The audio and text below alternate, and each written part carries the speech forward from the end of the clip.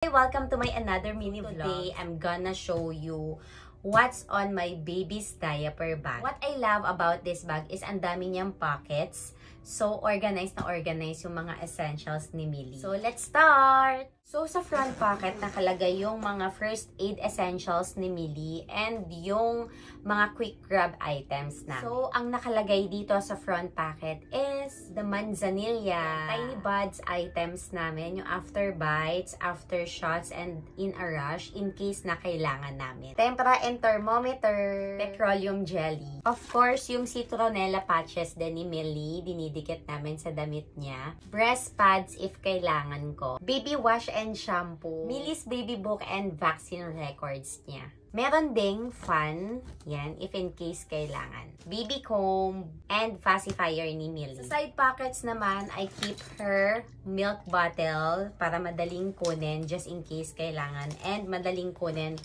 during feeding time. Sa back pocket naman, small important things lang naman yung nandito, which is ribbon niya and yung clips niya, face mask just in case we need it, and bracelet. So, sa main compartment naman, nandito yung mga big essentials ni Millie like blanket, diapers, changing mat, extra clothes for Millie, milk storage, feeding on the go, mini electric fan, super handy, lalo na pag nasa labas kami. So, for Millie, di siya mainitan. Millie's baby wipes. May inside pockets din siya na sobrang helpful. So, dito ko nilalagay yung cotton, bib ni Millie, bonnet and socks. At syempre, meron ding naka-attach na alcohol keychain for quick sanitizing. And that's everything in Millie's diaper bag. Ang dami, diba?